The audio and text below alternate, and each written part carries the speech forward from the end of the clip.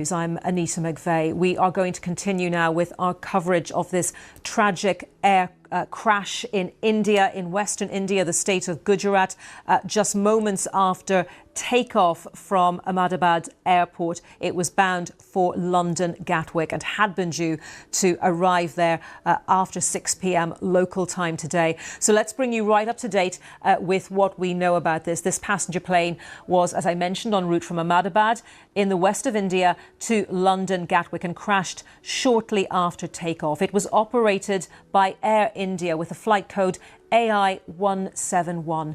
India's Civil Aviation Authority says 242 passengers and crew were on board.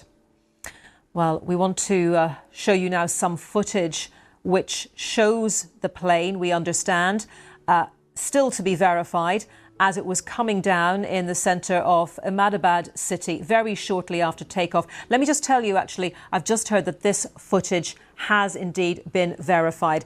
I need to warn you that we are going to show the moment of impact and the explosion.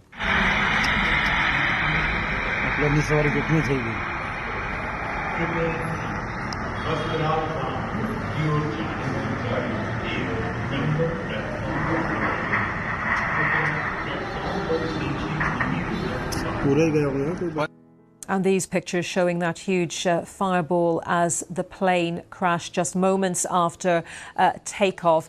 The Air India plane losing altitude.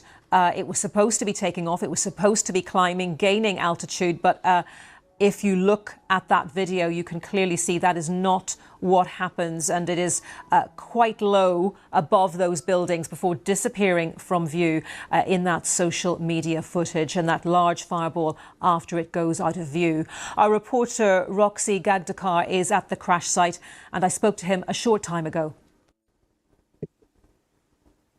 So the plane crashed in an area called the New Mental Campus. It is also known as the Inspector General Campus. This plane crashed on a building where the doctors, this residential doctors, were living.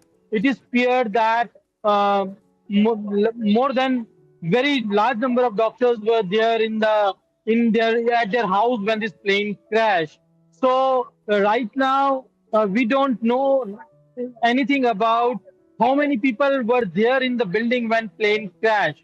But certainly when we talk to the people over here, the eyewitnesses and the people living around, they said that this was a building where the intern doctor working in the nearby Ahmedabad Civil Hospital used to live here. So the damage, it seems, to the people living in that building is big.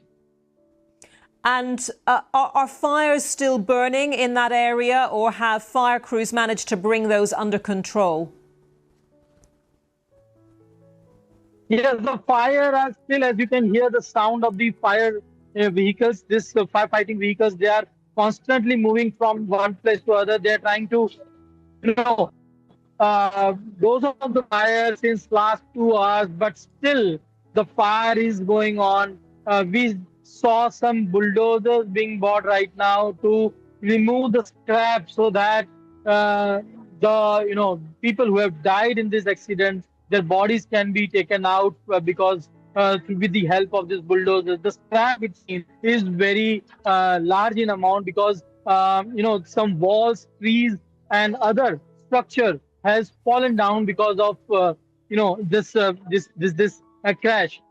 Media is not allowed to go near the site right now, but when we reached here, we saw that even the wing of a plane was kept, after the crash, the wing of the plane was kept. We were able to see that wing on the road over here. Roxy, we've been reporting that the plane crashed just beyond the airport perimeter. Give us a sense, if you would, of the geography of this area. How populated is it? How close is the point where you're standing to the actual airport and to the runways? So we are at the one side of the runway. This is the Meghani Nagar area. This Meghani Nagar area is very it's a densely populated area. Many residential houses are here. The site of the accident, the place where plane crashed. Even a multi-story residential building is very near to that place. The site of the accident right now is the place where the government officials, especially the medical staff, were living. The entire area is very densely populated. It's when we talk to some people, there were some people living in huts near the main gate of the campus, and even those people, the houses which were there, even those people might have died. That's what the local residents fear. So, the area is quite densely populated, and the number of deaths because of this crash of the people living in the area is yet to be identified. And from where you're standing, Roxy, approximately how far is it to the place where the plane crashed? So it's hardly 200 meters away from the place where I am standing right now. This road, as I can, this road which you can see here, this goes to the site of the accident, and uh, the firefighting vehicles are right now kept over there, and even it has been also said that the chief minister, the government head of the Gujarat state, he is likely to visit this place very soon. And in terms of what's happening inside the airport, Roxy, and what the authorities there are saying, bring us up to date. So the authorities, we are yet to hear about the exact numbers of deaths, but the total number of passengers in the plane were 242. That's what the authorities have said, and right now we don't know how many people have been saved out of this, but most of the people, what we see over here from the location, have died in the crash. And we can only imagine that there must be some incredibly worried, distraught relatives gathering at the airport for news. Not exactly at the airport, but there's a hospital, this Ahmedabad Civil Hospital. Most of the bodies which were taken out from the crash site are taken to the government hospital, and many people, relatives and other people are there at the hospital right now. And there is a chaos, of course, because people are trying to find to know what is happening with their relatives and whether their relatives are alive or not. People want to know. A government a special setup has been made by the authorities to give them information, but right now the exact information is yet to receive even to the relatives of the passengers who were traveling. Roxy, as you talk to us, we're showing our audience images of part of the aircraft in a building. So part of the aircraft has ended up in this building, which is obviously very badly damaged. It just really brings it home, this image of the density of the area and how this all unfolded with the aircraft crashing only moments after takeoff, not really getting any altitude, unable to clear this urban area.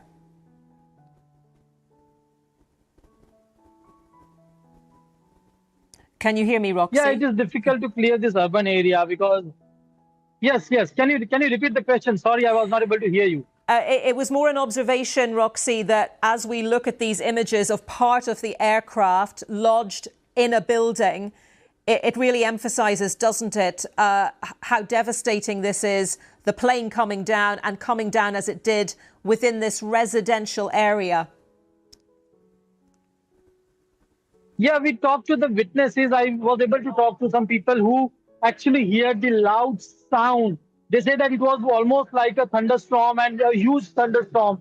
They hear the sound and immediately they saw huge smoke. And after that, some people even tried to go near and see. But as soon as one eyewitness, when he talked to us, he said that he saw a plane first crashing to the building, and then one of its wing broke away from the plane, and hit to the tree nearby. And when the eyewitness saw that wing fallen on the road, he tried to save himself and he ran away from there. But he definitely said that, the crash and the scene was very dangerous, and he was not able to what to do and how to save the people, because the damage and the crash and even the sound and the smoke was so large that people here in this densely populated area, they were scared enough to not to do anything, and they started calling to the authorities. Within 15 to 20 minutes, the fire rescue vehicles,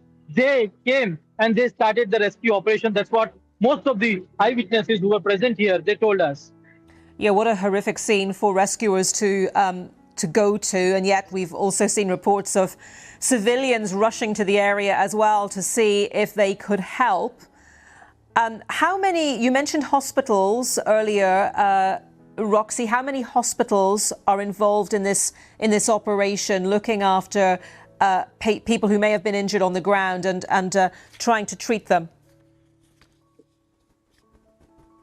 So right now, from the information what we have right now, what we know right now is most of the people, they are taken, most of the bodies that were taken out are taken to the Ahmedabad Civil Hospital. It is considered Asia's largest hospital. They have been taken there, and right now, all the we don't know how many people were saved and how many people are being treated right now. But as soon as but the treatment and the entire setup is right now there at the civil hospital, and most of the people over there, the administration is there right now taking care of the people, the relatives of the people who were there in the plane. Roxy, I don't know if you've heard any aircraft, but we have just heard from India's aviation ministry that flights at Ahmedabad airport have resumed. The ministry says flight safety protocols are being followed with utmost care. So I'm not sure if you can, if you've been able to hear any flights taking off or indeed landing.